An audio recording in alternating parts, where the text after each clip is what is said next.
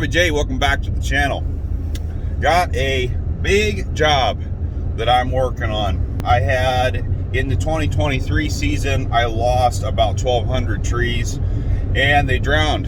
They died. Too much rain, too much water, ground's too heavy, and they're dead. So I've already covered some of the videos, but we're still working on this job out here, and we're pretty busy, but I've had a chance have different windows to tackle this for a few days and go after it. And like I said, it's been an ongoing project because I can't just devote all my time to knocking it out. But what we got going on is we're really getting after it here. We got about a 5-day run where we can really work on this, and I gotta hurry. I gotta get these old trees, these old dead trees, out of the way and get the ground prepped and ready, because I have 400 trees, baby trees, sitting in cold storage right now that have to be out by the 1st of May.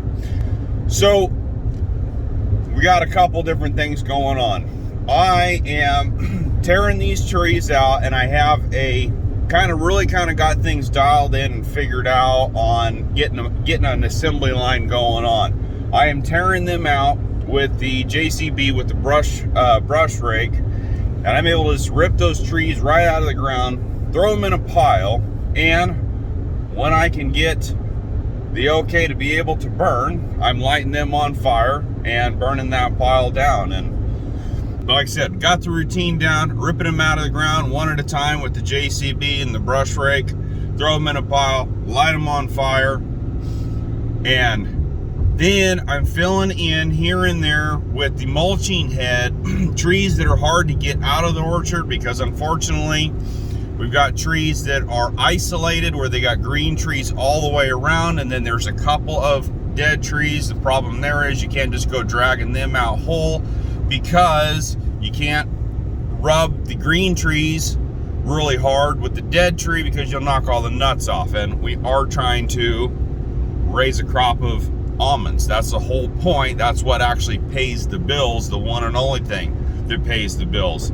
Running this equipment does not generate income. That is the number one thing as a farmer. Your equipment does not directly generate the income. You do not have an hourly rate that you get paid for running that equipment. You get paid for what it is that you sell, and what you sell is the commodity that you farm. So, number one, don't knock the nuts off trees that are still alive and doing well. So in those, that's where the mulching head comes in. Be able to go in there, mulch those trees down. But trying to mulch every single tree has turned into a monotonous task. I'm averaging on these hard dead trees, the wood is dry and hard, we're talking 6 to 8 minutes per tree. And that is, that trunk is hard. It's not a viable option to try to mulch all those trees.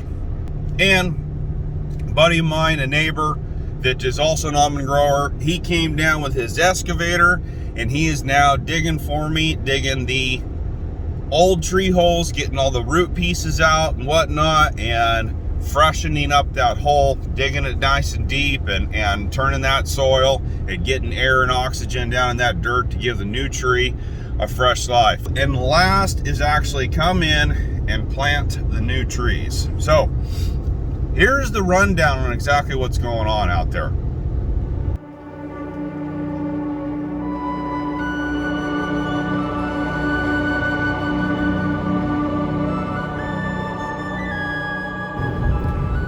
So let me give you a rundown or an overall summary of how this video is going to go and what this project is. Step one is getting all of these old dead trees out, and this is probably the biggest step of all of them. You can see I've got a bunch of trees out already. I still have some individual trees that are nestled in between green trees, which is definitely an obstacle because we don't want to be knocking nuts off of the green trees. Now that's definitely where I still have to go, and I'm working my way west into all these dead trees one at a time, getting rid of them.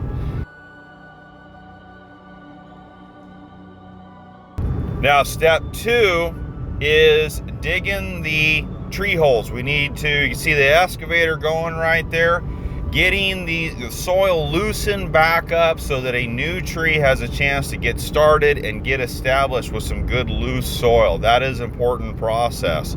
Step 3 is putting in a poor man's tile drain. Now I'm going to stop for a second.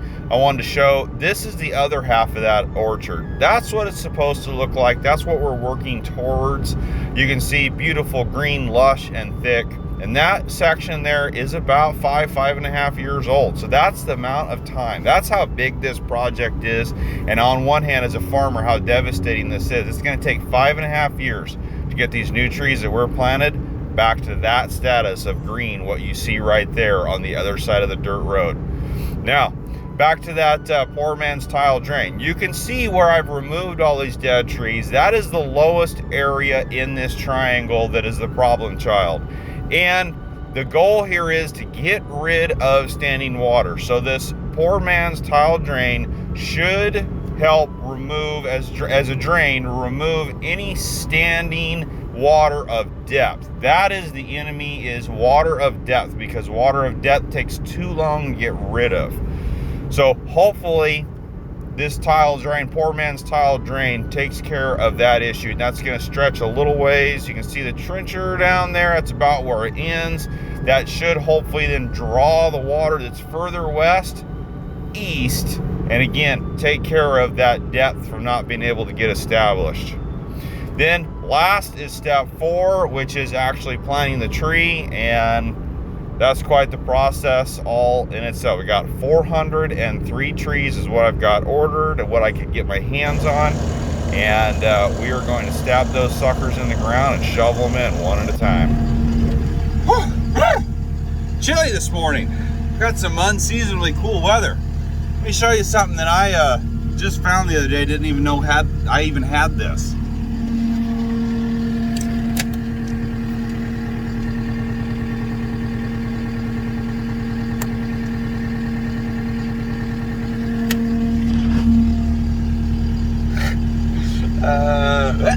Be nice and toasty in just a minute.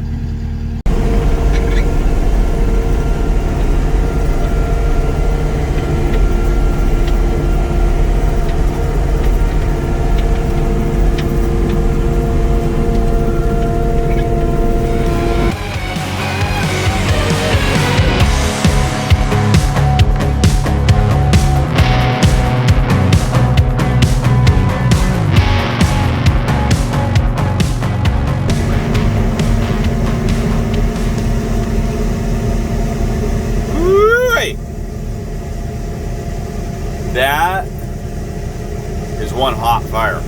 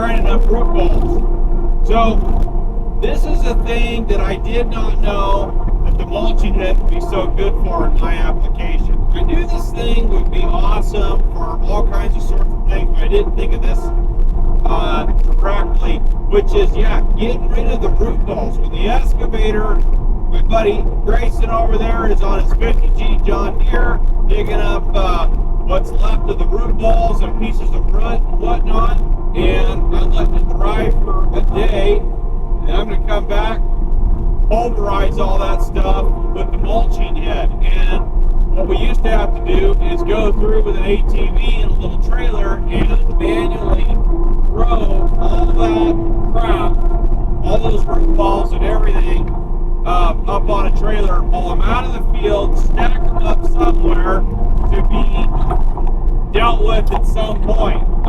Either burn them, whatever. But now they can grind these things up right where they're at. They grind up really well, and the dirt that's around them gets completely pulverized by the mulching head. Works fantastic. So I'm going to jump up here and keep grinding where I left off.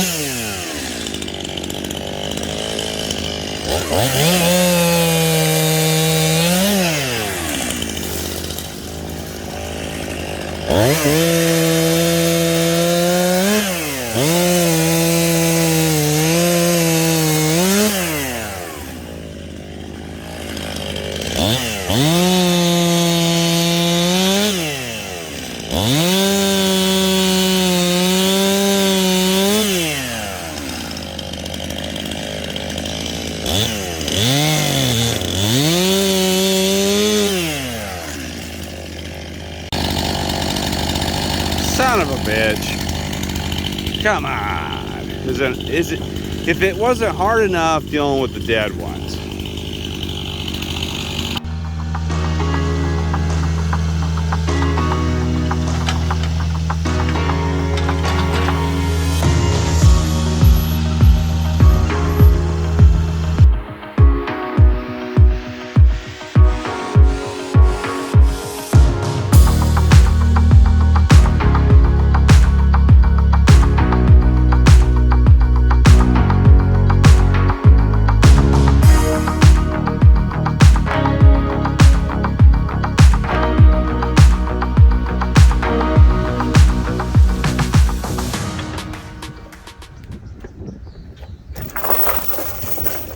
This big monster I bought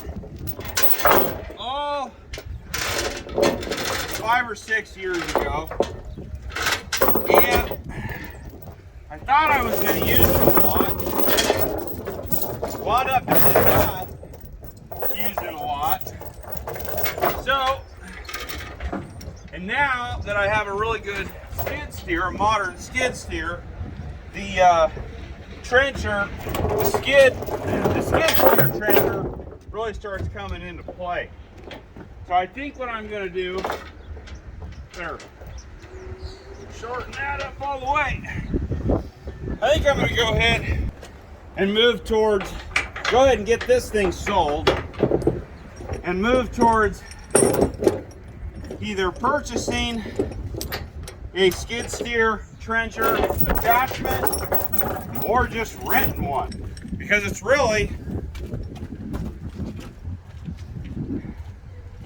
not all that expensive to rent the darn things.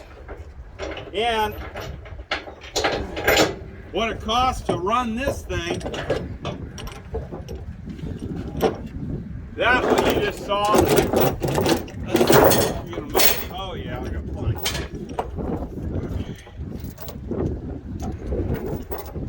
There we go, making 2 chains out of one.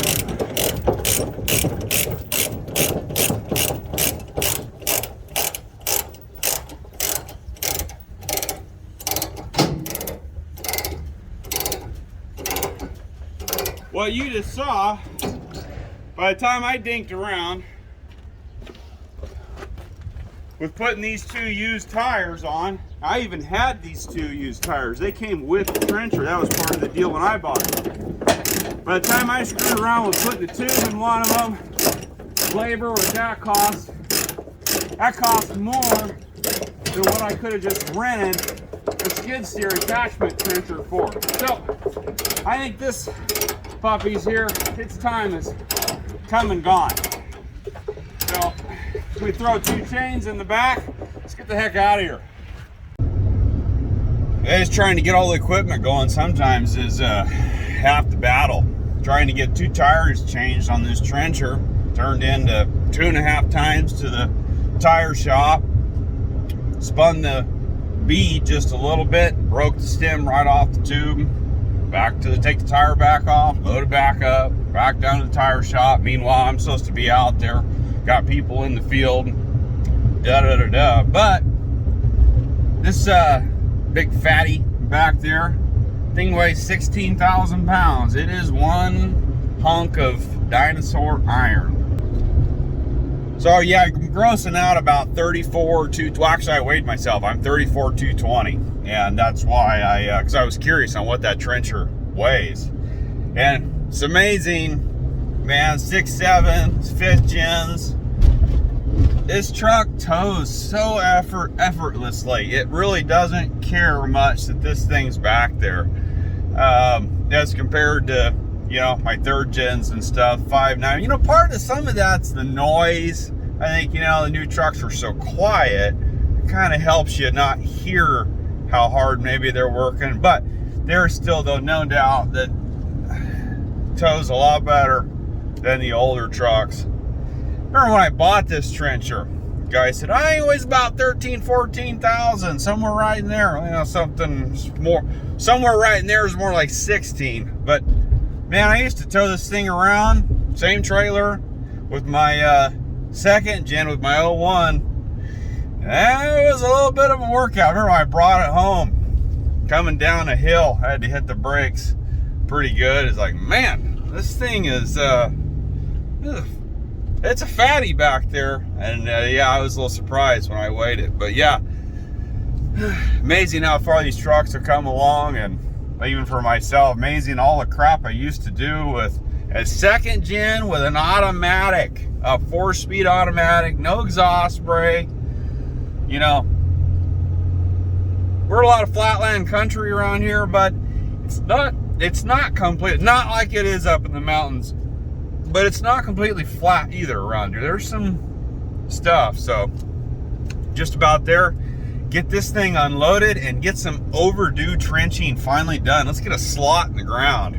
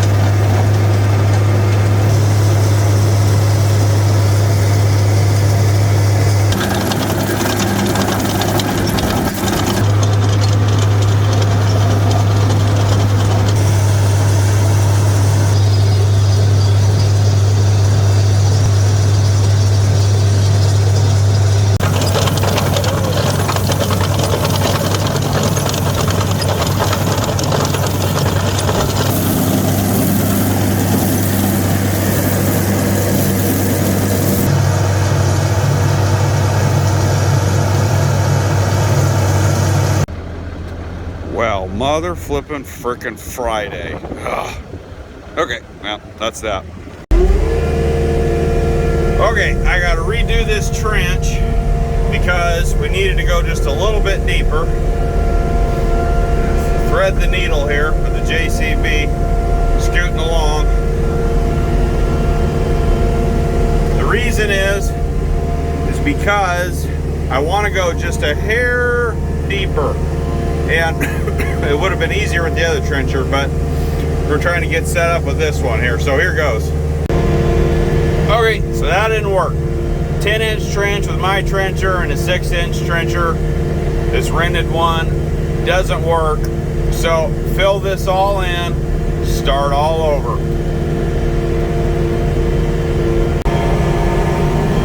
This thing here, this thing's a pile. Or at least I should say, it is here where we're at. You know, if you're in valley ground, or maybe even up in the mountains in that red dirt, but foothill dirt, some of this stuff here, this is gumbo mud, this is adobe, this is rice paddy dirt, and it takes horsepower to get through. Look at that trench. I'm having to retrench this like 3 times. I've been at this for hours. This is not going to replace my R100. I'm thinking, hey, I got a newer compact track loader now. Now I got the hydraulics to run something like this. This is, look at this thing's about, yeah, come to a stall. Stalled it out. Yeah. Well, the tire shop came through. Found me a tire. May not be a traction tire, but you know what? Huh, beggars can't be choosers. I'll take it. Got the old R100 going again.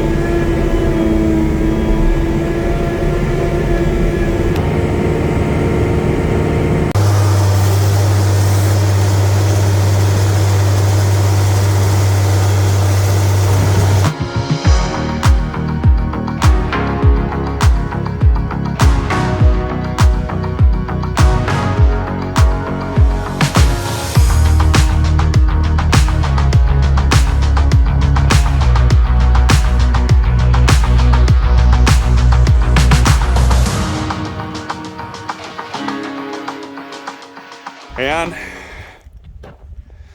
there it is. Drain line is in, at least across the orchard, because the thing is I'm trying to get this done. We've got to get trees planted in here tomorrow. Tomorrow is Friday. Saturday it is supposed to rain. Got a crew coming in the morning, hand plant these trees. Had to have this out of the way. Needed to be done. Can't do this after the trees are already planted because we're going to wind up with trees. Miscellaneous. Can't get through here with young trees in the way. So, you know, you can't skip steps is the bottom line. And this step came before trees getting planted, and trees were getting planted tomorrow morning, one way or another. So today's been a bear, but man, a lot happened from 2 p.m. to 7 p.m. Yeah, but the R100 came through, got this trench, got the pipe in, got all 3 of these risers done. JCB filled her back in. I got to jump on the New Holland. I got to start pulling some berms and getting these all nice and ridged up. And then I got to get home, get the 96 ready, get the water tank ready. Got to keep going, so I got to peel out of here.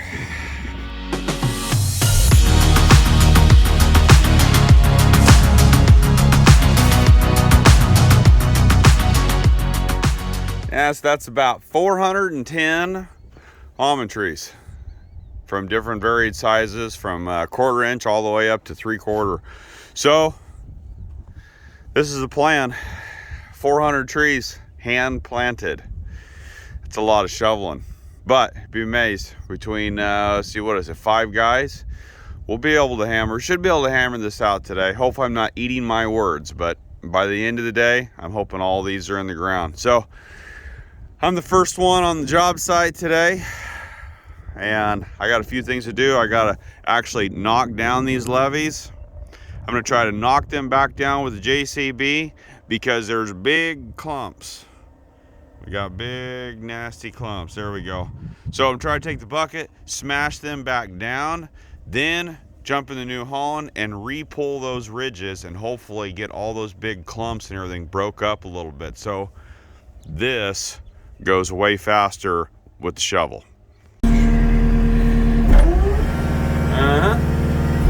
Never ceases to amaze me. All the things that Teleskid comes in handy for.